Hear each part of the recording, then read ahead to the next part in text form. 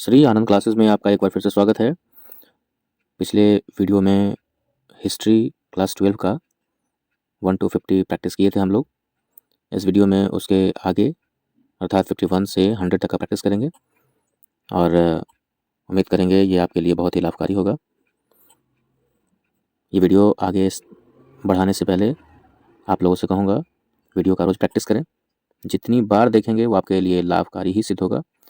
वैसे तो क्लास 12 के लिए ख़ास करके है, लेकिन ये क्लास 10 के विद्यार्थी भी पढ़ें तो उनको बहुत ही लाभ मिलेगा। और अगर जो कंपटीशन की तैयारी कर रहे हैं वो भी इस वीडियो को देखेंगे तो पाएंगे कि ये काफ़ी ज़्यादा इंपॉर्टेंट क्वेश्चंस हैं उनके लिए भी, क्योंकि स्टैंडर्ड 12 का क्वेश्चंस अक्सर एग्जामिनेशन में पूछा जाता है, चाहे वो एसएससी हो, रेलवे हो, या फिर दरोगा का हो, या फिर हम बात करेंगे बीपीएससी यूपीएससी। तो इसमें लाभ सिद्ध होगा। ज़रूर देखें वीडियो को और सबको शेयर करें, लाइक करें और कमेंट ज़रूर करें कैसा वीडियो लगा और अगला वीडियो आप क्या चाहते हैं। आइए स्टार्ट करते हैं वीडियो। प्रश्न संख्या 51 पे हम लोग चलेंगे। मुगल साम्राज्य का वास्तविक संस्थापक कौन था? ऑप्शन है अकबर, बाबर, हुमायूं, इनमें से कोई नहीं। इसका सही जवाब होगा ए, अकबर। 52 नंबर क्वेश्चन पे चलें। रिपब्लिक के लेखक कौन है? प्लेटो, अरस्तु, सुकरात या अबुल फजल? और इसका सही जवाब होगा प्लेटो। हुमायूं का भाई कौन था? कामरान, अस्करी, हिंदाल या फिर ये सभी? और 53 का सही जवाब है ये सभी, क्योंकि कामरान, अस्करी और हिंदाल हुमायूं के भाई थे। अब हम प्रश्न संख्या 54 की ओर चलेंगे।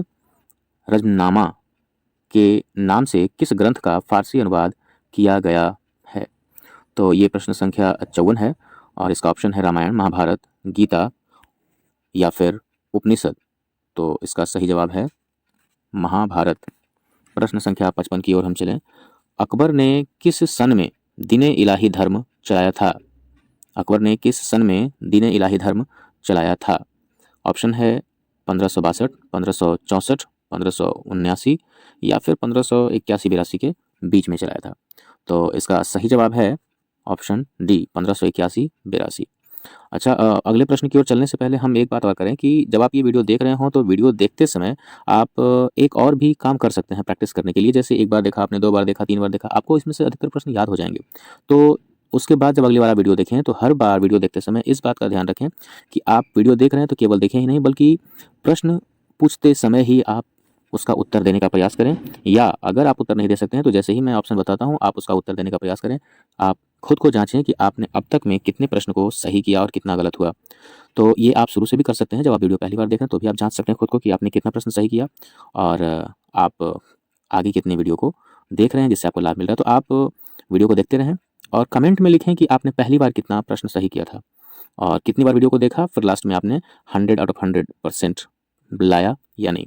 आइए हम अगले प्रश्न की ओर चलें। प्रश्न संख्या है 56। अकबर के समय राजकुमारों की अधिकतम कितने का मनसबदार बनाया गया? अकबर के समय राजकुमारों को अधिकतम कितने का मनसबदार बनाया गया? और ऑप्शन है 5000, 7000, 10,000 या 12,000। तो यहाँ राजकुमारों की बात करें और इसका सही जवाब जो है वो है 12,000। दीवाने अशरफ का अर्थ है, प्रश्न संख्या 57 में चल रहे हैं। दीवाने अशरफ का अर्थ है भूमि विभाग का अध्यक्ष, वन विभाग का अध्यक्ष, राजस्व विभाग का अध्यक्ष या सेना विभाग का अध्यक्ष? तो इसका सही जवाब है ऑप्शन सी, राजस्व विभाग का अध्यक्ष। प्रश्न संख्या 58 है। सिद्धू कान्हू ने किस विद्रोह का नेतृत्व किया? प्रश्न संख्या 58। ऑप्शन है मुंडा विद्रोह, संथाल विद्रोह, सन्यासी विद्रोह या फिर हो विद्रोह? और इसका सही जवाब है संथाल विद्रोह। ईस्ट इंडिया कंपनी की स्थापना कब हुई? ऑप्शन है 1600 एडी, 1605 एडी, 1610 एडी या फिर 1615 एडी? इसका सही जवाब है 1600 एडी। प्रश्न संख्या 60 की बात करें। चार्ल्स कॉर्नवालिस का जीवन काल था 1838 से 1905 या फिर 1738 से 1805, 1638 से 1705 या फिर इनमें से कोई नहीं? प्रश्न संख्या 60 का सही जवाब है 1738 से 1805। ऑप्शन बी इसका सही जवाब होगा। आइए हम चलें प्रश्न संख्या 61 की ओर। पुर्तगालियों ने गोवा पर कब अधिकार किया? 1515, 1512, 1510 या फिर 1509। इसका सही जवाब है 1510। आइए अब हम अगले प्रश्न की ओर चलते हैं, प्रश्न संख्या 62 की ओर। प्रश्न संख्या 62 कहता है, किस युद्ध में विजय के पश्चात ईस्ट इंडिया कंपनी ने बंगाल, बिहार एवं उड़ीसा के दीवानी अधिकार प्राप्त कर लिए? ऑप्शन है प्लासी, बक्सर, पानीपत या हल्दी घाटी। प्रश्न संख्या 62, इसका सही जवाब है बक्सर। अब हम चलें प्रश्न संख्या 63 की ओर। रैयतवाड़ी व्यवस्था सर्वप्रथम कहाँ लागू की गई? कलकत्ता, बंबई, मद्रास या फिर इनमें से कोई नहीं। प्रश्न संख्या 63 का सही जवाब है मद्रास। लक्ष्मीबाई कहाँ की रानी थी? अवध, लखनऊ, झांसी या मेरठ। प्रश्न संख्या 64 और इसका सही जवाब है झांसी। 1857 ईस्वी के विद्रोह में शहीद होने वाला पहला व्यक्ति था तात्या टोपे, मंगल पांडे, नाना साहब या फिर बहादुर शाह। प्रश्न संख्या 65 का सही जवाब है मंगल पांडे। लखनऊ में अवध के चीफ कमिश्नर की स्वतंत्रता सेनानियों ने हत्या कर दी। उस कमिश्नर का नाम था हीरोज विल्सन हेनरी लॉरेंस हैलॉक। और प्रश्न संख्या 66 का सही जवाब है हेनरी लॉरेंस।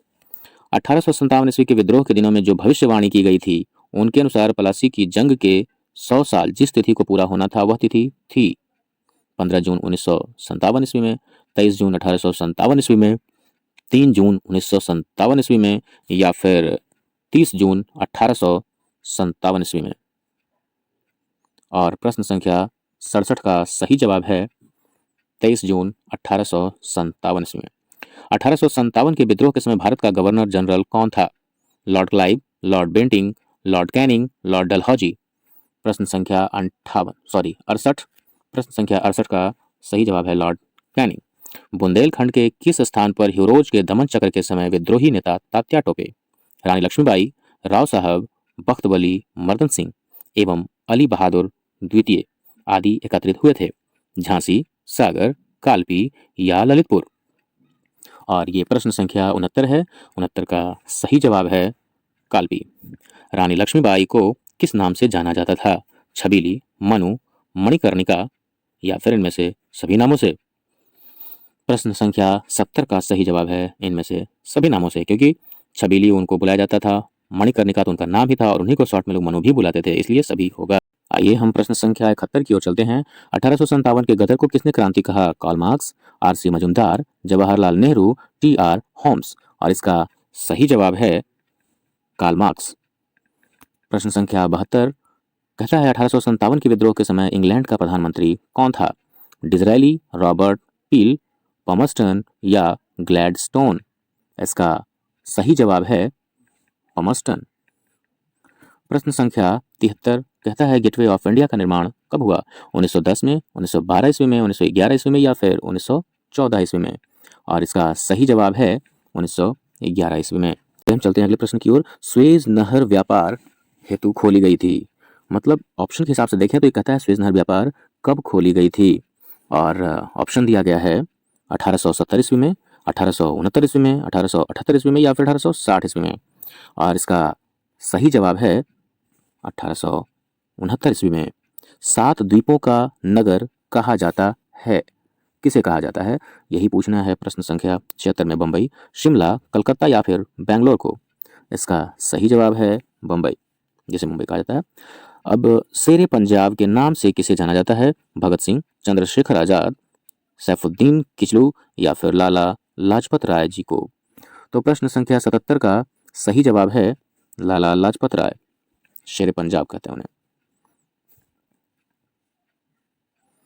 1916 ईस्वी में हुए भारतीय राष्ट्रीय कांग्रेस के लखनऊ अधिवेशन की अध्यक्षता किसने की थी? रास बिहारी बोस ने, अंबिका चरण मजूमदार ने, भूपेंद्र नाथ बोस ने या फिर इनमें से किसी ने भी नहीं। तो प्रश्न संख्या 78 का सही जवाब है बी, अंबिका चरण मजूमदार ने। डांडी किस राज्य में स्थित है? बिहार में, उत्तर प्रदेश, गुजरात में या फिर महाराष्ट्र में। और 69 का सही जवाब है गुजरात में। दिल्ली चलो का नारा किसने दिया? गांधी जी ने, जवाहरलाल नेहरू ने, राजेंद्र प्रसाद ने या सुभाष चंद्र बोस ने? और इसका सही जवाब है सुभाष चंद्र बोस ने। आइए तो चलते हैं प्रश्न संख्या 81 की ओर। चंपारण सत्याग्रह का संबंध किस राज्य से है? बिहार, उत्तर प्रदेश, मध्य प्रदेश या महाराष्ट्र? इसका सही जवाब है बिहार। महात्मा गांधी को सर्वप्रथम महात्मा किसने कहा था? रविंद्रनाथ टैगोर ने, पंडित जवाहरलाल नेहरू ने, बाल गंगाधर तिलक या फिर इनमें से किसी ने भी नहीं कहा था? तो इसका सही जवाब है रविंद्रनाथ टैगोर ने। गांधी जी किसे अपना राजनीतिक गुरु मानते थे? बाल गंगाधर तिलक को, दादा भाई नौरोजी, गोपाल कृष्ण गोखले या फिर लाला लाजपत राय को? और सही जवाब है गोपाल कृष्ण गोखले को। अमृतसर में जनसंहार कब हुआ था, जिसे हम लोग जालियांवाला बाग भी कहते हैं? तो जालियांवाला बाग कब हुआ था? 13 अप्रैल 1919 में, 13 फरवरी 1909 में, 13 मार्च 1929 में या फिर 13 जनवरी 1919 में? और प्रश्न संख्या 84 का सही जवाब है ए, 13 अप्रैल 1919 में। अंटो दिस लास्ट नामक रचना किसकी है? रस्किन, टॉल्स्टॉय, हेनरी डेविड या महात्मा गांधी? और प्रश्न संख्या 85 का सही जवाब है ए, रस्किन। चलते हैं हम अगले प्रश्न की ओर। करो या मरो का नारा किसने दिया? गांधी जी, तिलक मतलब बाल गंगाधर तिलक ने, गोपाल कृष्ण गोखले ने या सुभाष चंद्र बोस ने? और इसका सही जवाब है गांधी ने। प्रश्न संख्या 87 की ओर चलें। द्वितीय विश्व युद्ध किस वर्ष प्रारंभ हुआ? 1937, 1939, 1942 या 1945? और इसका सही जवाब है 1937। सविनय अवज्ञा आंदोलन का आरंभ किया किसने किया? गांधी जी, जवाहरलाल नेहरू, मौलाना अबुल कलाम आजाद या सुभाष चंद्र बोस? और इसका सही जवाब है गांधी ने सविनय अवज्ञा आंदोलन का आरंभ किया था। प्रश्न संख्या 89, भारतवर्ष का अंतिम वायसराय कौन था? लॉर्ड माउंटबेटन, सी राजगोपालाचारी, लाल बहादुर शास्त्री या रेड क्लिफ? ये प्रश्न संख्या 89 है, 89 है। देखिए, भारतवर्ष का अंतिम वायसराय पूछ रहा है, अंग्रेज वायसराय नहीं। और इसका सही जवाब होगा सी राजगोपालाचारी। प्रश्न संख्या 90, पाकिस्तान का गठन हुआ था कब हुआ? 1 या 2 अगस्त 1947, 14 से 17 अगस्त 1947, 12-13 अगस्त 1971 या इनमें से कोई भी नहीं? और 90 का सही जवाब है इनमें से कोई नहीं। आइए प्रश्न संख्या 91 की ओर चलते हैं। बंगाल के विभाजन की घोषणा कब हुई? 1905, 1906, 1911 या 1914? और इसका सही जवाब है 1905 ईस्वी। क्लीमेंट एटली ने यह घोषणा कब की कि ब्रिटिश शासन जून 1948 ईस्वी तक भारत छोड़ देगा? और इसके लिए ऑप्शन दिए गए हैं 20 जनवरी 1947, 20 फरवरी 1947, 20 मार्च 1947 या 20 अप्रैल 1947? तो प्रश्न संख्या 92 का सही जवाब है बी, 20 फरवरी 1947 ईस्वी। अगले प्रश्न की ओर चलते हैं। दिसंबर 1943 ईस्वी में लीग ने कांग्रेस के भारत छोड़ो आंदोलन के नारे के मुकाबले में नया नारा बांटो और भागो अपने किस अधिवेशन में दिया? ऑप्शन है कराची अधिवेशन में, लाहौर अधिवेशन में, सूरत अधिवेशन में या इस्लामाबाद अधिवेशन में? इस प्रश्न का सही जवाब है कराची अधिवेशन में। ब्रिटिश सरकार की नीतियों से दुखी होकर उपवास की घोषणा किसने की? जवाहरलाल नेहरू ने, महात्मा गांधी ने, विनोबा भावे ने या ज्योतिबा फुले ने?